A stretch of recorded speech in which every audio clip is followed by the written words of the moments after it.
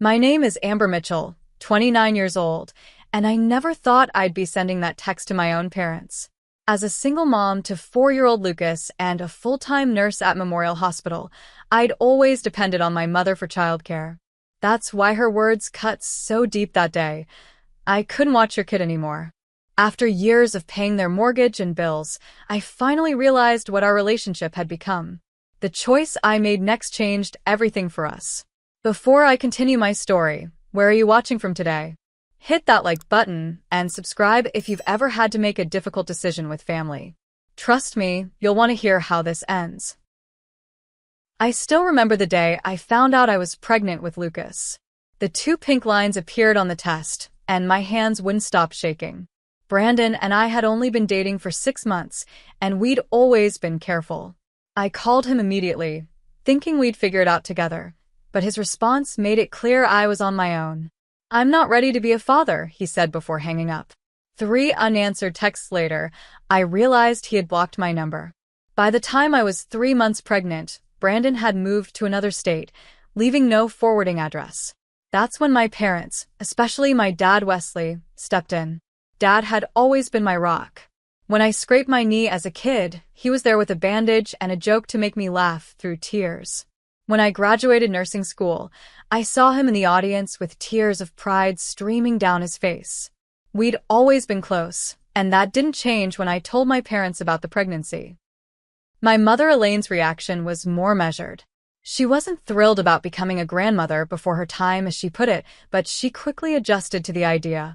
"Family helps family," she said during a Sunday dinner as my baby bump began to show. "When the baby comes, I can watch him while you work. Nurses' hours are crazy, and daycare costs are ridiculous these days." Her offer lifted an enormous weight from my shoulders. My starting salary as a nurse wasn't bad, but the cost of living in our city plus childcare would have stretched me beyond my means. "Mom, are you sure? I'll be working long shifts, sometimes overnight." "That's what grandmothers are for," she replied with a smile that seemed genuine at the time. "Your father and I have plenty of space, and it'll be nice having a little one around the house again."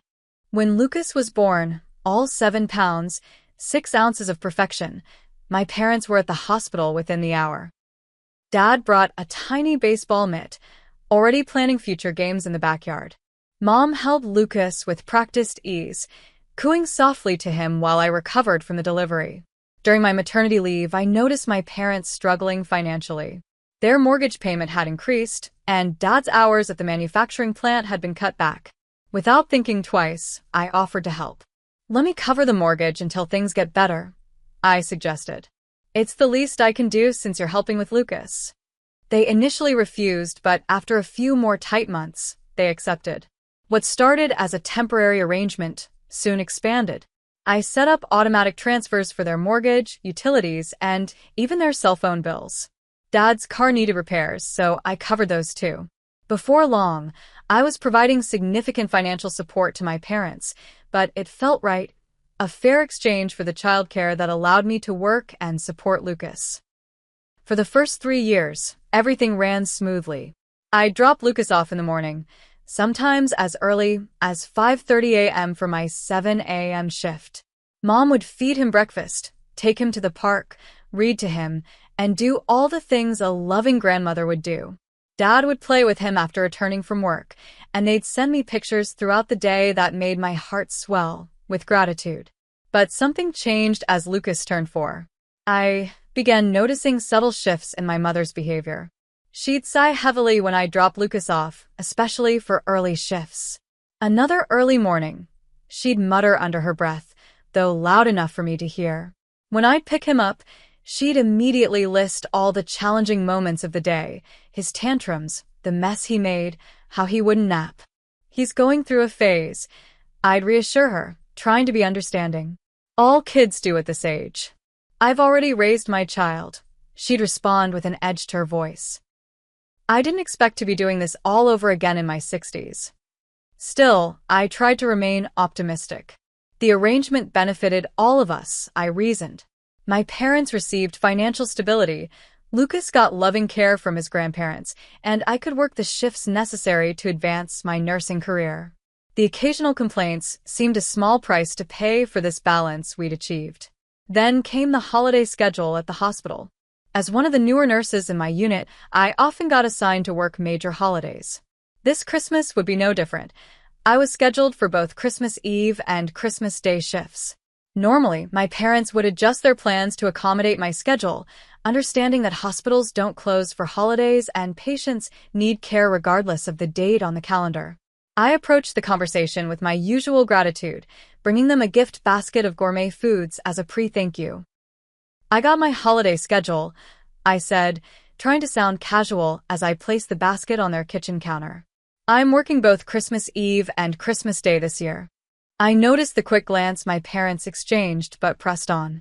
"I know it's asking a lot, especially on Christmas, but I really need your help with Lucas. I'll make it up to you both, I promise. Maybe we can do our family celebration on the 26th instead." Little did I know that this request would shatter the fragile balance we'd maintained for the past 4 years and reveal the true nature of what our relationship had become. "I couldn't watch your kid anymore," my mother said, her voice flat and final. "I've given up enough of my life." The words hung in the air between us, stunning me into silence. We were standing in her kitchen, the gift basket I'd brought still sitting unopened on the counter. Lucas was in the living room with my dad, the sound of cartoons providing a cheerful soundtrack that contrasted sharply with the tension in the kitchen. "What do you mean?" I finally managed, my voice barely above a whisper. "Mom, it's just for Christmas Eve and Day. I have to work those shifts, you know I don't have a choice." She crossed her arms, a gesture I'd seen countless times when her mind was made up. "I'm sorry, Amber, but I can't do it anymore. Not on Christmas, not any day. I'm tired. Looking after a 4-year-old is exhausting at my age." The casual way she referred to Lucas as your kid, instead of using his name, felt like a slap. My son wasn't just some burden. He was her grandson, a child she'd helped raise since birth. "But Mom, what am I supposed to do? I can't just not show up for work. People depend on me. Patients need care, especially during holidays." "Well, you should have thought about that before becoming a single mother," she replied, the words cutting deep. "There are consequences to our choices in life." I felt my cheeks flush with hurt and anger. "That's not fair. You offered to help with childcare. We made this arrangement together, and I've been supporting you financially because of it." Her expression hardened. "That's the least you could do considering everything we've done for you. Do you have any idea what it's like to raise a child all over again at our age? We should be enjoying our retirement, traveling, having freedom. Instead, we're tied down with a child again." I glanced toward the living room, making sure Lucas couldn't hear this conversation. The thought that my mother viewed him as a burden was devastating. All this time, I'd believed she loved caring for him, that our arrangement was mutually beneficial. "Dad doesn't seem to mind," I countered, noticing how my father's laugh mingled with Lucas's from the other room. "Your father goes along with whatever keeps the peace," she said dismissively. "But trust me, he's just as tired as I am." I took a deep breath, trying to reason with her. "Mom, I understand it can be tiring. Maybe we can adjust the arrangement somehow? I could try to find additional help for the more demanding days, but I really need you for Christmas. I've been paying your mortgage, utilities, car payments, all to show my appreciation for your help." Her eyes flashed. "So, now you're throwing that in my face? That money is the bare minimum for what we do. Do you know what professional childcare would cost you? Much more than what you're giving us." The conversation was spiraling out of control. I hadn't intended to mention the financial support as leverage, merely as a reminder of our mutual agreement. But her reaction suggested she viewed our entire relationship as a transaction, one where she was getting the worse end of the deal. "I need to talk to Dad about this," I said, moving toward the living room. She grabbed my arm. "He'll tell you the same thing. We've discussed it already." When I entered the living room, Lucas ran to me with a drawing he'd made. "Mommy, look. It's you at the hospital helping people?" I forced a smile, taking the colorful scribble that vaguely resembled a person in scrubs. "It's beautiful, buddy. Why don't you draw another one while I talk to Grandpa for a minute?" My father looked up, his expression guilty. He already knew what was happening. "Dad," I said quietly, sitting beside him on the couch. "Mom says she can't watch Lucas for Christmas. Is that how you feel too?" He avoided my eyes, fidgeting with the remote control. "Your mother needs a break, Amber. We're not as young as we used to be. But it's Christmas, Dad. I have to work. What am I supposed to do with Lucas?" He shrugged uncomfortably. "Maybe one of your friends from the hospital? Or a babysitter?" "A babysitter on Christmas?" I couldn't keep the incredulity from my voice. "Dad, please. I've never asked for much, and I've been helping you both financially for years now." His expression hardened slightly, surprising me. "We didn't ask for that help, Amber. You offered it. Because you were struggling, and because you were watching Lucas. It was a fair exchange, one we all agreed to." He sighed heavily. "Things change. People get tired. Your mother has given enough." I couldn't believe what I was hearing. My father, who had always been my champion, was choosing my mother's convenience over my desperate need. The betrayal stung worse coming from him. "I see," I said, fighting back tears. "So this is it? After 4 years, you're just done? No notice, no transition, nothing?" "We've been hinting at this for months, Amber. You just haven't been listening." Had they? Had I been so caught up in work and motherhood that I'd missed their growing resentment? Maybe there had been signs I'd ignored, hoping they'd pass. Lucas tugged at my sleeve, his little face concerned. "Mommy, why are you sad? Why is Grandma angry?" I picked him up, holding him close. "Everything's okay, buddy. We just need to go home now." But I didn't finish my drawing for Grandpa. "You can finish it at home," I said, already gathering his backpack. I couldn't bear to stay in that house another minute. As we headed for the door, my mother reappeared. "I hope you understand, Amber. We need our lives back." I couldn't respond without breaking down completely. With Lucas in my arms, I walked out, the door closing firmly behind us. In the car, as I buckled Lucas into his car seat, he asked innocently, "Are we coming back tomorrow, Mommy?" "I don't know, sweetie," I answered honestly, tears finally spilling over. "I don't know." Driving home, panic began to set in. Christmas was less than a week away, and I suddenly had no childcare for my shifts. Every daycare would be closed for the holiday. Friends with children would be celebrating with their own families. The few babysitters I occasionally used had all gone home for the holidays. My phone buzzed with a text from my father. "I'm sorry it came out this way. Your mother has been feeling this way for a while. We should have talked about it sooner." Too little, too late, I thought bitterly. The reality of my situation was crushing. After years of believing we were all supporting each other as a family, I now faced the cold truth. In my parents' eyes, especially my mother's, our relationship had become purely transactional. And they had decided the transaction no longer benefited them. The next few days passed in a blur of desperate phone calls and mounting anxiety. Every potential childcare option for Christmas Eve and Christmas Day led to a dead end. "I'm so sorry, Amber," said Tiffany, a fellow nurse with children around Lucas's age.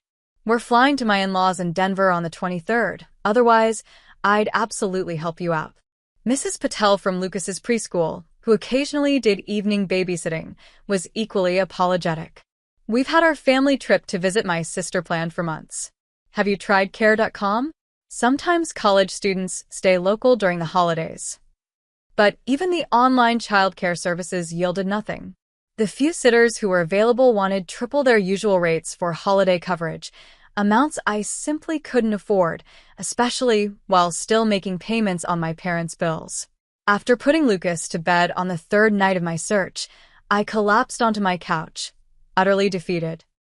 My shift supervisor had made it clear that finding coverage this close to Christmas would be impossible. "We're already short-staffed, Mitchell. Everyone with seniority requested these days off months ago. I need you there." My phone chimed with a notification. A Facebook alert. My mother had tagged my father in a post. Normally, I wouldn't have paid much attention, but the preview caught my eye. Something about finally taking that Florida trip. I opened the app, my hands trembling slightly. There it was, A photo of my mother holding up 2 plane tickets, beaming with excitement. The caption read, "Christmas in the Sunshine State. After years of putting it off, Wesley and I are finally taking that Florida trip. Leaving December 23rd. The timestamp showed she'd posted it just 20 minutes after I'd left their house with Lucas. The realization hit me like a physical blow. My mother hadn't refused to watch Lucas because she was tired or needed a break. She'd refused because they had planned a vacation they hadn't bothered to mention to me before I asked about Christmas childcare. I scrolled through the comments, feeling sick to my stomach. "You deserve this. Enjoy the sunshine," wrote one of my mother's friends. "About time you two did something for yourselves," commented another. My father had responded to the post with a heart emoji and, "Looking forward to some beach time with my beautiful wife." All this time I'd been worrying about burdening them, feeling guilty about asking for holiday childcare, and they had planned a vacation without even telling me. A vacation they could afford because I had been covering their bills for years. With shaking hands, I opened my text messages and found my father's number. I typed, "Just saw Mom's Facebook post about Florida. When were you planning to tell me about this trip?"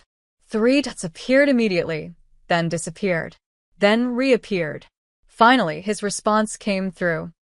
"We've been talking about it for months. Your mother needed something to look forward to.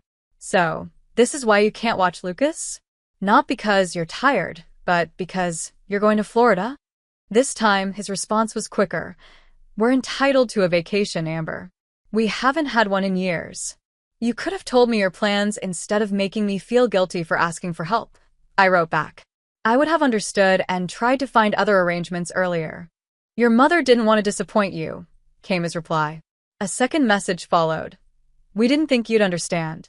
I laughed bitterly at that. They didn't think I'd understand wanting a vacation? Me, who hadn't taken a day off beyond necessary sick days in 4 years. Who worked holidays and weekends to support not only my son but my parents as well. Before I could respond, another text from him arrived. "Don't make your mother feel bad about this. She deserves some enjoyment after everything she's done." Something snapped inside me. I pressed the call button instead of texting back, suddenly needing to hear his voice, to know if he really believed what he was saying. He answered on the 3rd ring, his voice cautious. "Amber." "For years, Dad," I said, not bothering to hide the hurt in my voice. "For 4 years, I've been paying your mortgage, your utilities, your car payments. I've covered emergency repairs, medical bills, everything, all while working full-time and raising Lucas. And you think I wouldn't understand wanting a vacation?" "That's different," he replied defensively. "You offered to help us financially. We didn't ask for it. Because you were watching Lucas. That was our arrangement. And now you're just, what? Backing out with no warning so you can go to Florida?" He sighed heavily. "Your mother needed this break, Amber. You don't understand how demanding it is watching a child at our age. Then you should have said something sooner. We could have worked out a different arrangement. Instead, you've left me with no childcare for Christmas and no way to find any. You're a resourceful girl. You'll figure something out." His dismissive tone stunned me. This was not the father I knew, the man who had always supported me through every challenge. It was as if my mother's resentment had gradually poisoned him against me too. "Put Mom on the phone," I demanded. "She's in the bath, relaxing. I'm not disturbing her." Fine. "Then you can tell her something for me. Tell her I saw her post about the new luggage she bought for the trip too.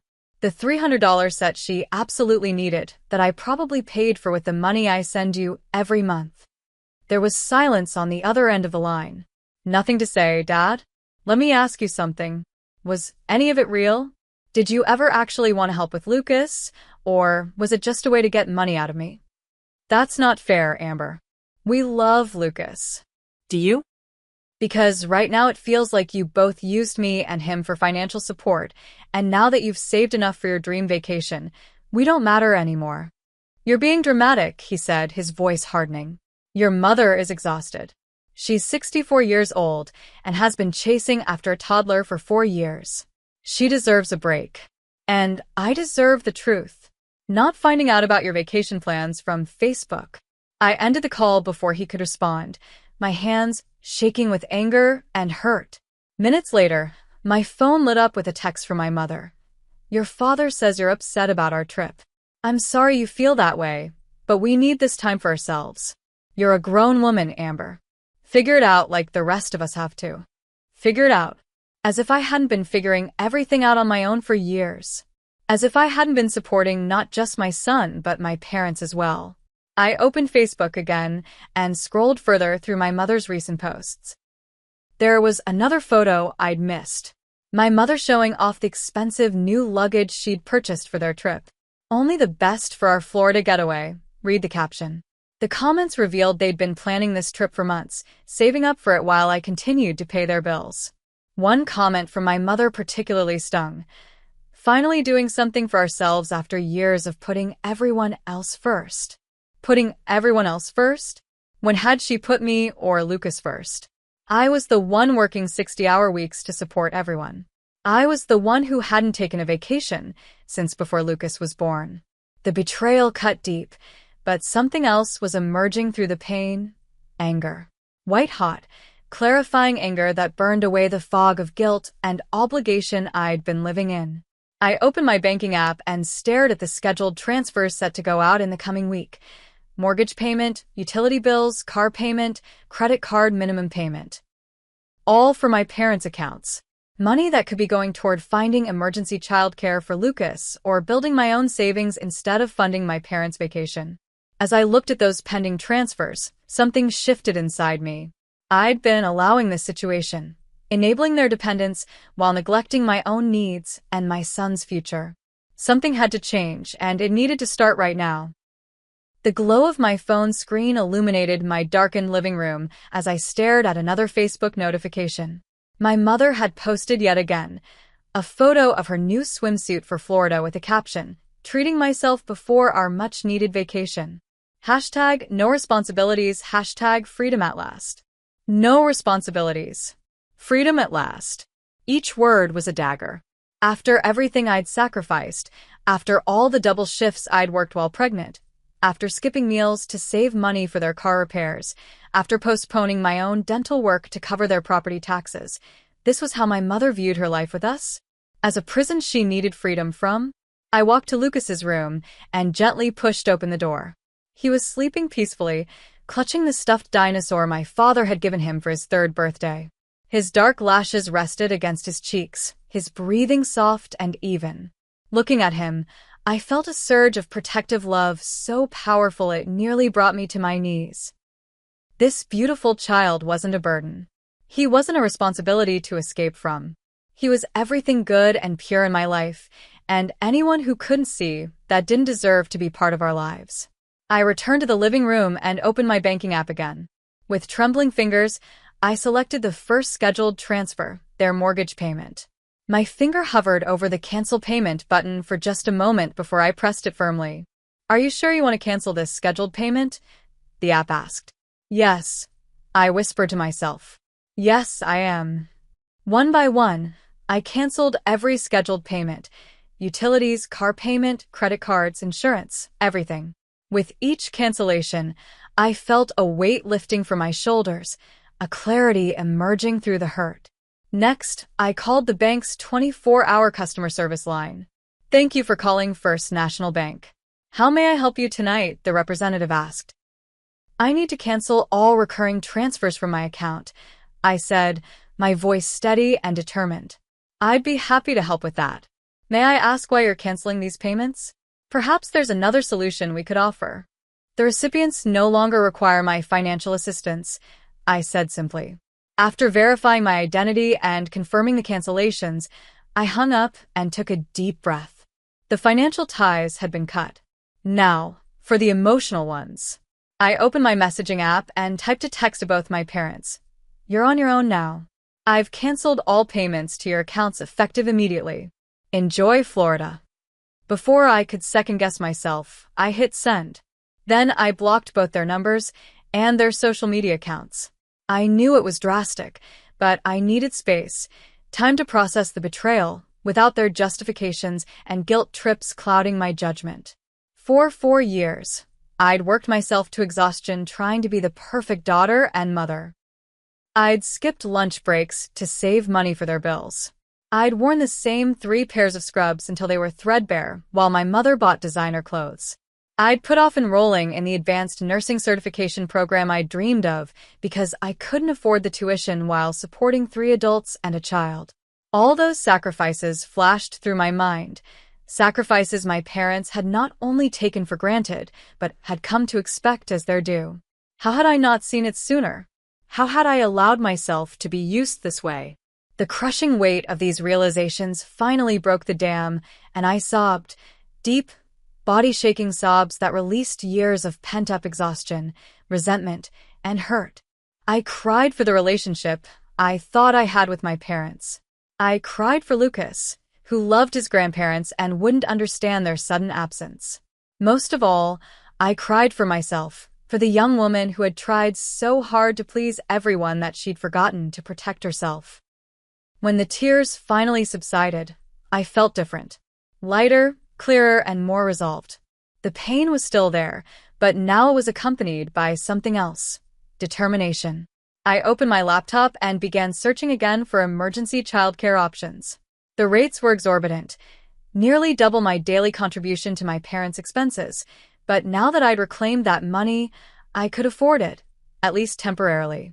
An email notification popped up on my screen, a response from an elderly neighbor, Sophia, who lived 2 floors down in our apartment building. I'd reached out to everyone I could think of, including leaving notes in neighbors' mailboxes. Dear Amber, her email read, I would be happy to watch your little boy for Christmas. My own grandchildren live across the country and won't be visiting until New Year's. It would be nice to have some company on Christmas Day. We could bake cookies and watch holiday movies. My rate is $20 per hour, but we can discuss if that's a concern. Warmly, Sophia Jenkins. $20 per hour was steep. It would amount to over $300 for my Christmas shifts, but it was the only option I had. I quickly replied, accepting her offer and suggesting we meet the next day for Lucas to get comfortable with her before the actual childcare days. With that immediate problem solved, I allowed myself to feel the full impact of what I'd just done. I'd cut off my parents financially and emotionally. It was the right decision, I knew that in my bones, but it was also terrifying. They had been my safety net, my backup plan, my family. Now it was just Lucas and me against the world. But maybe that was enough. Maybe we were enough for each other. I looked around our small apartment, seeing it with new eyes. It wasn't much, but it was ours. The walls were covered with Lucas's artwork, photos of our trips to the park, the small Christmas tree we'd decorated together. This was our home, our life. And for the first time in years, I felt like I was fully in control of it. We're going to be okay, I whispered to the quiet room. We're going to be better than okay. My phone lit up with notifications, likely my parents trying to reach me through other means now that they'd discovered they were blocked. I ignored them, turning off the device completely. Tomorrow would bring its own challenges, but tonight I needed peace. As I crawled into bed, exhausted but somehow lighter, I made a promise to myself and to Lucas. From now on, we would only allow people into our lives who truly valued us, who gave as much as they took, who saw us as blessings rather than burdens. And if that meant it was just the 2 of us for a while, then so be it. For the first time in years, I fell asleep without worrying about anyone else's needs but our own. The following morning, my phone buzzed incessantly as soon as I turned it back on. 17 missed calls from my parents' landline. 23 text messages from unknown numbers, likely my parents using friends' phones to bypass my blocks. 5 voicemails. I deleted the texts without reading them and hesitated over the voicemails. After a moment's deliberation, I decided to listen, needing to know what I was dealing with. The first was from my mother, her voice shrill with indignation. Amberlynn Mitchell, what do you think you're doing? We just got a notice that our mortgage payment was rejected. Call me back immediately. The second, also from her. This is completely unacceptable behavior. After everything we've done for you and that child, this is how you repay us? By trying to make us homeless. The third was from my father, his tone more measured but still stern. Amber, whatever point you're trying to make, this isn't the way to do it. Your mother is very upset. Call us back so we can discuss this like adults. The fourth, again from my mother, now tearful. We can't afford these bills on our own. Your father's pension isn't enough. What are we supposed to do? The final voicemail, left at 3:17 a.m., was my father alone. Amber, I understand you're hurt. But cutting us off financially without warning isn't fair. Your mother didn't mean to upset you. She's just been stressed lately. Please call me. I'm worried about you. Worried about me? Or worried about their mortgage payment? I deleted all the voicemails and blocked the new numbers they'd used to text me. Mommy, who is that on the phone? Lucas asked, padding into the kitchen in his dinosaur pajamas, his hair tousled from sleep. I forced a smile. Just some work stuff, buddy. How about pancakes for breakfast? While Lucas ate, I checked my email and found messages from relatives I rarely spoke to. My mother had clearly been busy, enlisting family members to pressure me into restoring the financial support. Amber, your mother called very upset, wrote my Aunt Susan. She says you've cut them off without warning. I'm sure there's been a misunderstanding. They love you and Lucas so much. I closed my laptop, unwilling to deal with the family drama. They were hearing only my mother's version of events, one that undoubtedly cast her as the victim. At 10 a.m., the doorbell rang. I peeked through the peephole to see Sophia Jenkins, my elderly neighbor, standing in the hallway. I'd almost forgotten our planned meeting. Good morning, Amber, she said when I opened the door. At 72, Sophia was spry and sharp-eyed, with silver hair pulled back in a neat bun. I hope I'm not too early. Not at all. Please come in, I said, gesturing her inside. Lucas, come meet Miss Sophia. She's going to watch you while I work on Christmas. Lucas shyly approached, half hiding behind my legs.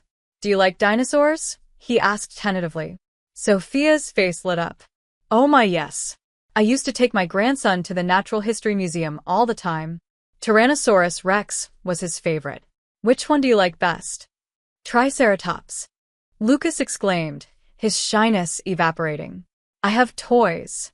Want to see? As Lucas led Sophia to his toy box, I felt a mixture of relief and sadness. She was kind and engaging with him, exactly what he needed. But watching them together made me think of all the moments my parents would now miss in Lucas's life. Despite everything, that thought still hurt. After Sophia left, promising to return on Christmas Eve morning, I tried to explain the situation to Lucas in terms he could understand. Buddy, there's something I need to tell you. I began, sitting him on my lap.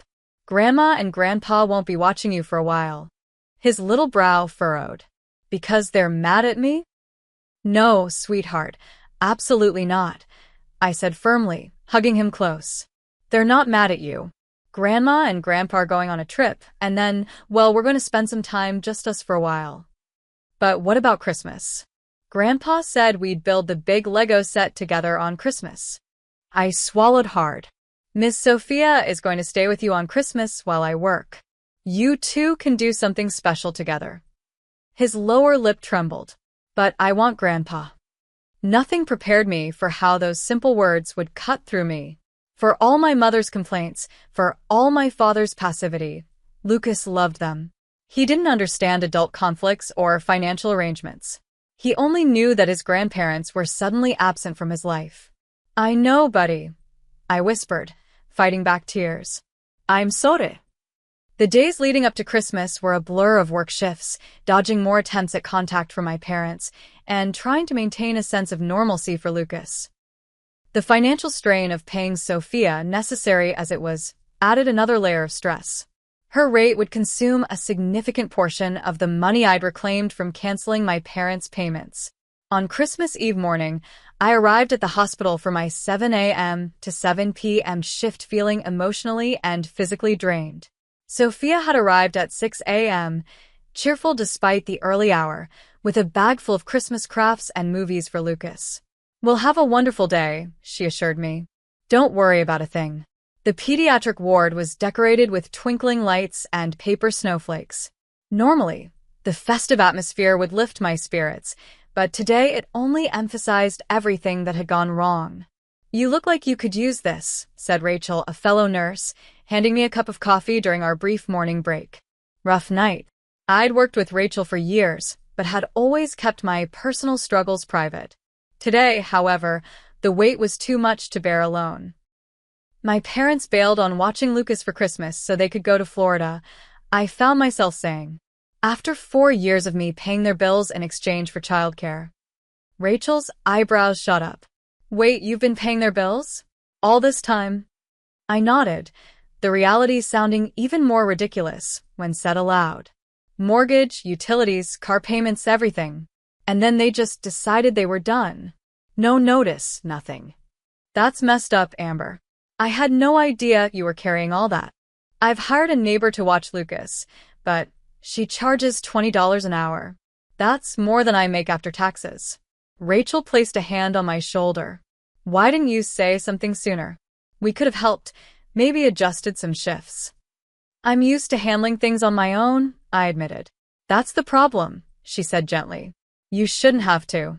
When our break ended, I returned to my patients with Rachel's words echoing in my mind. Had I been so determined to prove my independence, to show I could handle single motherhood, that I'd isolated myself from potential support systems? Had I put so much energy into maintaining my relationship with my parents that I'd neglected to build other connections? During my lunch break, I retreated to the staff room and finally broke down. Sitting alone at the small table, I allowed the tears to come. For Lucas's confusion, for my shattered relationship with my parents, for the years I'd spent trying to earn love that should have been freely given. The door opened, and I quickly wiped my eyes, not wanting to be seen crying at work. It was Rachel again, along with 2 other nurses from our unit. "We thought you might need some company," Rachel said, sitting beside me. "And maybe a listening ear." For the first time, I opened up completely, telling them everything. About Brandon's abandonment, my parents' initial support that gradually morphed into resentment, the financial arrangement that had drained my savings, and finally, the devastating discovery of their planned vacation. "I feel so stupid," I concluded. "I should have seen it coming." "Don't do that to yourself," said Megan, another nurse. "You were trying to make things work for everyone, especially your son. There's nothing stupid about that." "What will you do now?" asked Rachel. "I don't know," I admitted. "Find a more permanent childcare solution, I guess. Try to rebuild our lives without them in it."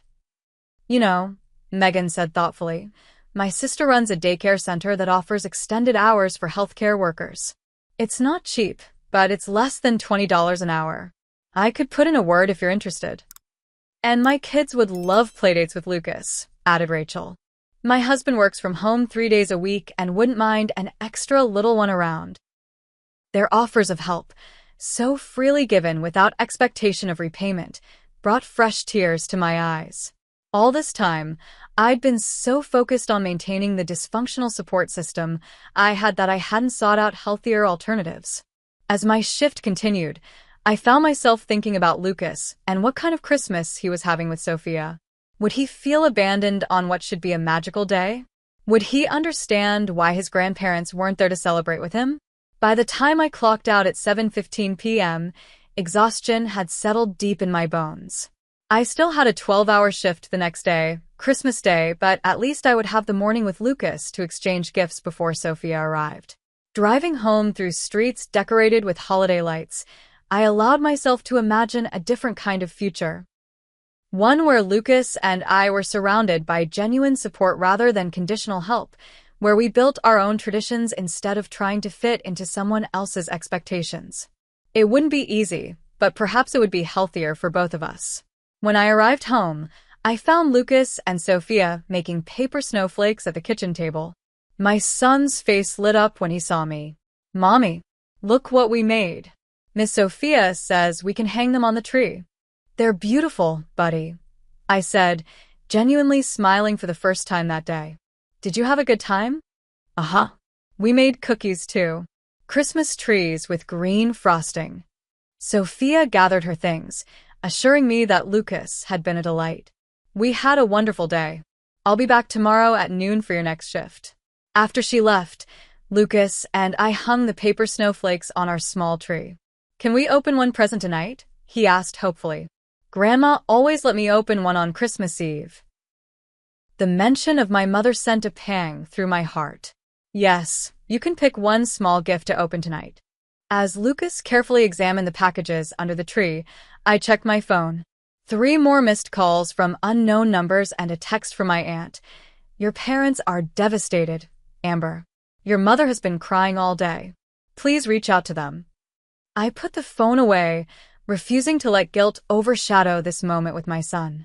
Tomorrow would be our first Christmas without my parents, and somehow, we would make it special.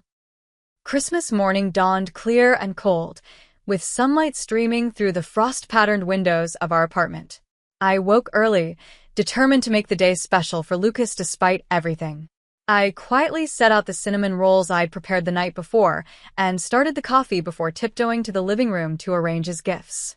My budget had been tight this year, even before the childcare crisis, but I'd managed to get Lucas the dinosaur playset he'd been asking for, along with new winter clothes, books, and a few small toys. It wasn't extravagant, but I hoped it would be enough to make the day magical for him. At 7:30 a.m., I heard the patter of small feet, followed by an excited gasp as Lucas discovered the living room. Mommy! Santa came, he exclaimed, rushing to my side. Can I open them? Please, please, please? I laughed, my heart lightening at his enthusiasm. Breakfast first, then presents. That's the rule, remember? We ate cinnamon rolls, and I sipped my coffee while Lucas chattered excitedly about what might be in each wrapped package. This simple moment, just the two of us in our pajamas on Christmas morning, felt surprisingly peaceful. No tension, no walking on eggshells around my mother's moods, no subtle digs about my parenting or Lucas's behavior. Just us, together. After breakfast, Lucas tore into his gifts with unrestrained joy, each revelation met with squeals of delight. The Mega Dino World. You got it! You got it, he shouted, jumping up and down when he unwrapped the main gift. Santa got it. I corrected with a wink. Santa knew exactly what I wanted, he replied, then looked up with sudden concern. But who helped Santa? Grandpa always said he helped Santa with the big gifts. The innocent question caught me off guard.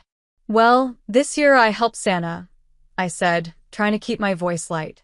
And, you know what?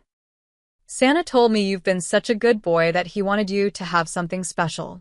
Lucas seemed satisfied with this explanation and returned to examining his new dinosaurs. I was just helping him open the packaging when a knock at the door startled me. It was 9:45 a.m., too early for Sophia, who wasn't due until noon. I wasn't expecting anyone else. Cautiously, I approached the door and looked through the peephole.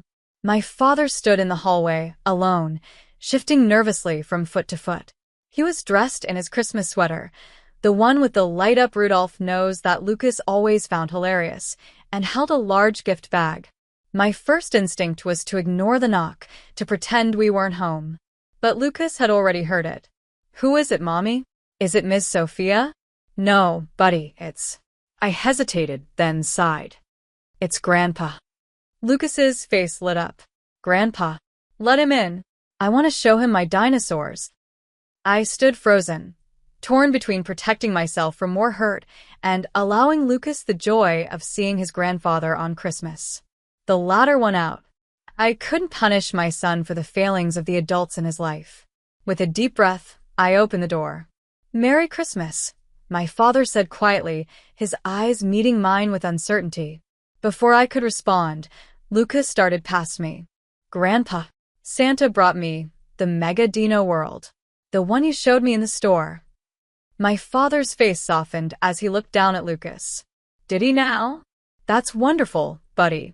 Santa must know what a special boy you are. I stepped back, allowing him to enter but maintaining an emotional distance. I thought you'd be in Florida by now, I said, my voice carefully neutral. I didn't go, he replied, setting the gift bag down. Your mother went ahead without me. This revelation surprised me. My parents rarely did anything separately, especially not vacations. Why? He gestured toward the couch. Can we talk? Please. Lucas had already returned to his new toys, making dinosaur sounds as he arranged them on the coffee table. I nodded reluctantly, and we sat at the kitchen table, far enough from Lucas that he wouldn't overhear our conversation, but close enough that I could keep an eye on him. "I couldn't go through with it," my father began, his voice low. "After you blocked our numbers and canceled the payments, your mother and I had a big fight. She wanted to use the emergency credit card to go to Florida. Anyway, I told her I thought what we'd done to you was wrong." I remained silent, unwilling to make this easier for him. "She went alone," he continued. "Said she deserved the vacation after everything. But I couldn't enjoy myself knowing what we'd done to you and Lucas." "And what exactly did you do to us, Dad?" I asked, needing to hear him acknowledge it. He looked down at his hands, weathered and calloused from years of work. "We used you, Amber.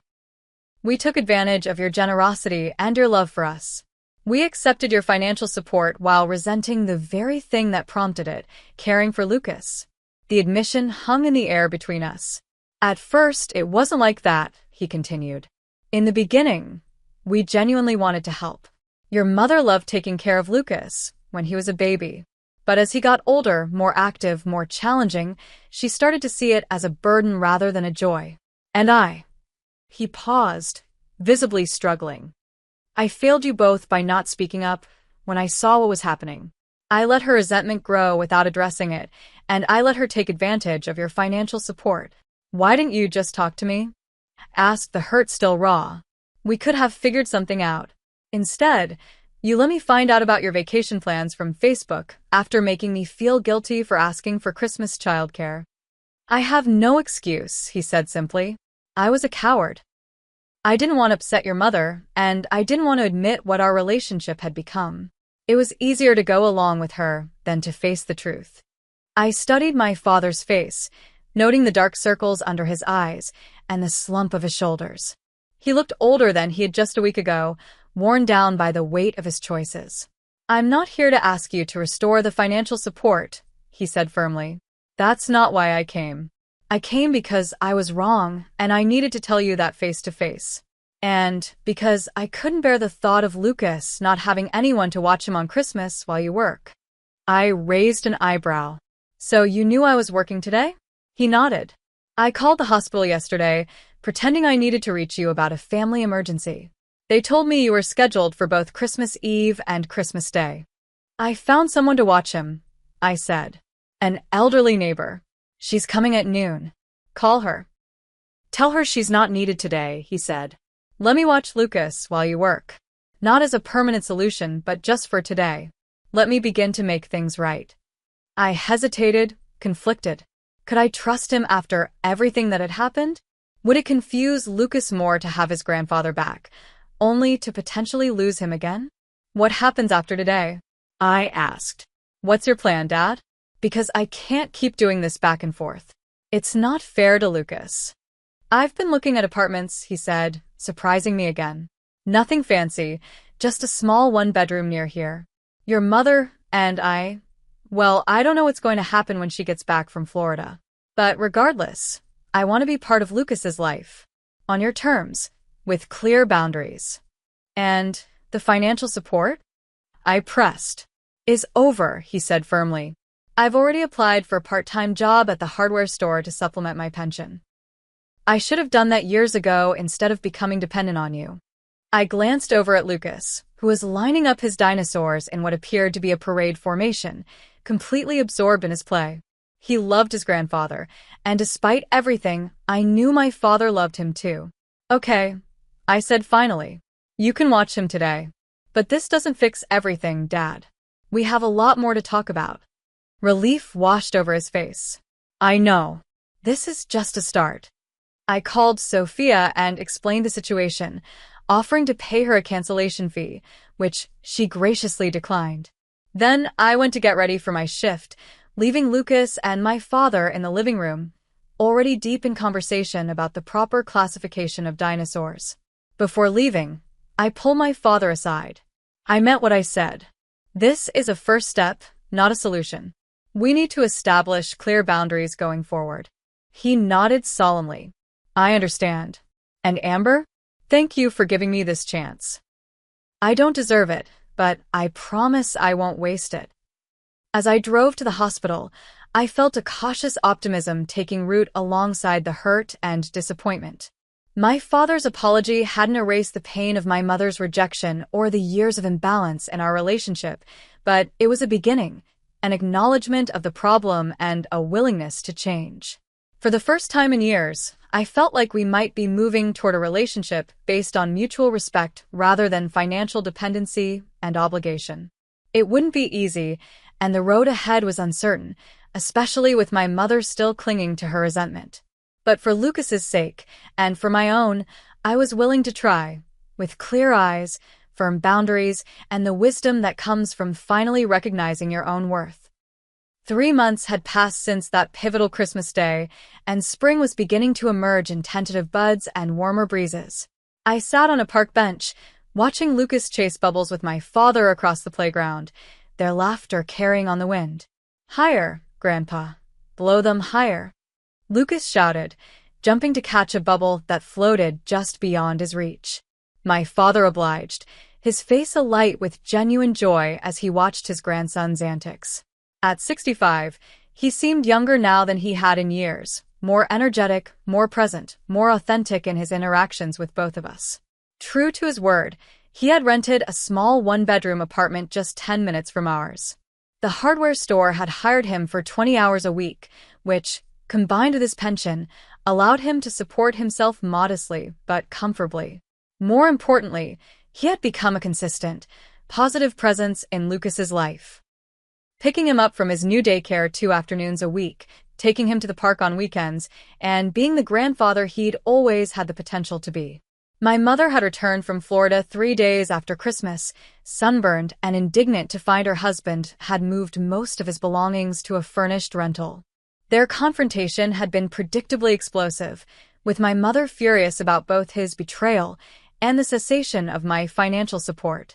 For weeks, she had refused all contact with either of us, maintaining that she was the injured party in the situation. Even now, 3 months later, her interactions with Lucas were strained and infrequent, a sharp contrast to my father's devoted involvement. "Mommy, look. I caught one," Lucas called, running toward me with his hands cupped carefully around a captured bubble that would inevitably pop before he reached me. "Wow. "That's amazing, buddy." I cheered him on anyway, knowing that the attempt was what mattered to him. My father followed at a more sedate pace, settling beside me on the bench as Lucas raced back to the bubble wand I'd brought. "He's growing so fast," my father remarked. "Seems like just yesterday he was learning to walk." "Time flies," I agreed, then added with a hint of pointed humor, "especially when you're paying attention." My father acknowledged the gentle dig with a rueful smile. "I deserve that. But I am paying attention now, and I don't intend to miss any more of his childhood than I already have." The past 3 months had seen more honest conversations between my father and me than we'd had in years. Through these talks, often difficult and uncomfortable, we had begun to rebuild our relationship on a foundation of truth rather than convenience or obligation. "Have you heard from Mom today?" I asked, though I already knew the answer. He shook his head. "Not since Thursday, when she called to complain about the property tax bill." My mother's adjustment to the new financial reality had been rocky at best.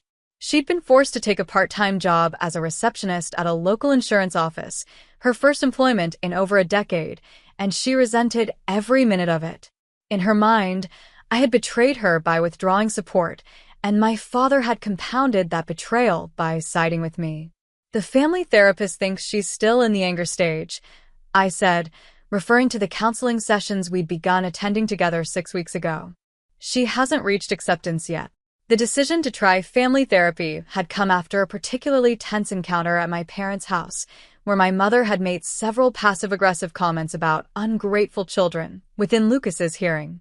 My father had suggested counseling as a neutral space to work through our issues, and surprisingly, my mother had agreed, though her participation thus far had been more about airing grievances than seeking resolution.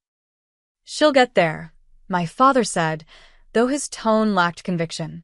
"It's a big adjustment for her." "For all of us," I corrected. "But At least some of us are trying to make it a positive change. And it had been positive, especially for me. The promotion I'd been hoping for had come through last month, assistant nurse manager in the pediatric ward, with a substantial salary increase and more regular hours. Without the financial drain of supporting my parents, I'd been able to enroll Lucas in a quality daycare center that specialized in early childhood education, complete with after-hours care for healthcare workers. Most importantly, I'd found my voice. Where once I would have swallowed my feelings to keep the peace, I now spoke up when boundaries were crossed. When my mother had tried to guilt me about not bringing Lucas to visit her, I had calmly explained that her attitude toward him would determine how much time they spent together. When my father had shown up unannounced one evening, I'd firmly reminded him of our agreement about scheduled visits. Small steps, but significant ones in reclaiming my autonomy. "Have you thought any more about the advanced certification program?" my father asked, referring to the nursing specialty I'd long wanted to pursue. "I'm starting this fall," I said, unable to keep the pride from my voice. "One evening class per week and online modules I can do on my own time. The hospital is covering part of the tuition." "That's wonderful, Amber. I always knew you had it in you." He paused, then added softly, "I'm sorry we held you back for so long." These moments of recognition from him still caught me off guard, acknowledgments of how their dependence had limited my growth and opportunities. Each one helped heal a small piece of the hurt I'd carried. "Lucas, not so far," I called as my son ventured toward the edge of the playground. He waved acknowledgement and turned back toward the swings. "He's so confident," my father observed. "So much like you were at that age before." He trailed off, but I knew what he meant. Before my mother's critical nature had eroded my self-assurance, before I'd learned to place others' needs above my own to earn approval. "That's why I'm doing all of this," I said. "Breaking the cycle. I don't want him growing up thinking love is conditional, or that his worth depends on what he can do for others." My father nodded, his eyes on Lucas. "You're a good mother, Amber. Better than we deserved." The therapy sessions had been revealing in unexpected ways. Through them, I'd come to understand that my mother's resentment stemmed partly from her own unfulfilled dreams and partly from generational patterns she'd inherited from her own parents.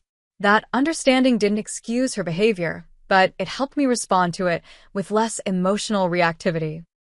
"Are you coming to his birthday party next weekend?" I asked, changing the subject. "Wouldn't miss it. Your mother mentioned she might stop by too." This was news to me. "Really?" "She hasn't responded to the invitation. I think she's afraid of being rejected if she shows too much interest," he admitted. "Her pride is still bruised." Well, Lucas would love to see her, the real her, not the resentful version who makes him feel like a burden. My father nodded. "I'll talk to her. She's been different lately. Less angry. I think the therapy might be helping more than she lets on." I allowed myself a small hope that this might be true. Despite everything, I didn't want Lucas to grow up without his grandmother in his life. But I was also prepared for the possibility that she might never fully accept our new dynamic. Lucas ran back to us, flushed and happy. "Can we get ice cream now? You promised if I played nice with the other kids." I laughed. "I did promise, didn't I? Let's go." As we walked to the nearby ice cream shop, Lucas between us holding both our hands, I reflected on the journey of the past 3 months. The pain of that Christmas confrontation had gradually transformed into something unexpected, a catalyst for growth and change that had ultimately benefited all of us. My financial situation had improved dramatically now that I was supporting only myself and Lucas. For the first time since his birth, I had a small but growing savings account and was even considering the possibility of buying a condo in the next few years. More importantly, my emotional well-being had flourished. The constant stress of trying to please my parents while managing their needs alongside my own had lifted, allowing me to be more present with Lucas and more fulfilled in my work. I'd even started dating occasionally. Nothing serious yet, but a tentative step back into that part of life I'd neglected for years. My father, too, seemed happier in his newfound independence. The job at the hardware store had given him purpose and social connections beyond my mother, and his relationship with Lucas had deepened into something genuine and mutual rather than obligatory. Even my mother, despite her ongoing struggles with the new arrangement, had shown small signs of growth. Last week, she had brought Lucas a book about dinosaurs, his current obsession, and had actually sat with him while he explained each one in painstaking detail. It was a tiny step, but a significant one for her. At the ice cream shop, Lucas deliberated seriously over the flavors before selecting strawberry with rainbow sprinkles. My father chose vanilla, and I went with chocolate. We sat at a small table outside, enjoying the spring sunshine and each other's company. "Mommy," Lucas said between licks of his rapidly melting cone, "is Grandma coming to my birthday party?" I glanced at my father before answering. "I hope so, buddy. Would you like that?" He nodded enthusiastically. "Yeah. I want to show her my new dinosaur books. And maybe she won't be grumpy anymore." Out of the mouths of babes. I exchanged a look with my father, who seemed equally struck by Lucas's innocent assessment of the situation. "Grandma's been learning some things lately," my father told him gently, "about how to be happier and how to show people she loves them better. It's hard work for her, but she's trying." Lucas considered this with the simple wisdom of childhood. "When I'm learning hard things like tying my shoes, I get grumpy too. But then when I can do it, I feel proud." "That's exactly right," I said, amazed at his insight. "And we're all learning right now, Grandma, Grandpa, me, and you too." As we finished our ice cream and headed back to the cars, I felt a sense of peace that had been absent for much of my adult life. The road ahead wasn't perfectly clear. My relationship with my mother might never fully heal, and maintaining healthy boundaries would require ongoing vigilance. But for the first time, I was facing these challenges from a position of strength rather than desperation. The hardest lesson I'd learned through all of this was that sometimes love meant standing firm rather than giving in. That healthy relationships required mutual respect and reciprocity, not just sacrifice and accommodation. That setting boundaries wasn't selfish, but necessary for genuine connection. These were the lessons I hoped to pass on to Lucas as he grew. That his worth wasn't tied to what he could do for others, that love shouldn't require the diminishment of self, that genuine support flowed both ways. By modeling these truths in my own life, I was giving him a foundation stronger than the one I'd been given. "Same time next Saturday?" my father asked as we reached the parking lot. "Sounds perfect," I agreed. "And Dad? Thank you for being here, really being here for both of us." He embraced me briefly, then knelt to give Lucas a proper bear hug. "Nowhere else I'd rather be." As we drove home, Lucas chattering happily about bubbles and ice cream and dinosaurs, I felt gratitude for the painful awakening that had led us here. Sometimes, the most valuable gifts come wrapped in the most challenging packages. My Christmas text, "You're on your own now," had been born of hurt and anger, but it had ultimately freed us all to build something healthier and more authentic. The journey wasn't over, but we were on a better path now, one where love was demonstrated through respect rather than financial transactions, where boundaries were honored rather than resented, where each of us could grow into our best selves instead of remaining locked in dysfunctional patterns. And that was a gift worth every difficult moment along the way. What about you? Have you ever had to set difficult boundaries with family members who took advantage of your generosity? How did you find the strength to stand up for yourself? Share your experiences in the comments below, and don't forget to like, subscribe, and hit that notification bell if you want to hear more stories about navigating complex family dynamics. Thank you for listening to my story, and remember, sometimes the hardest decisions lead to the most beautiful beginnings.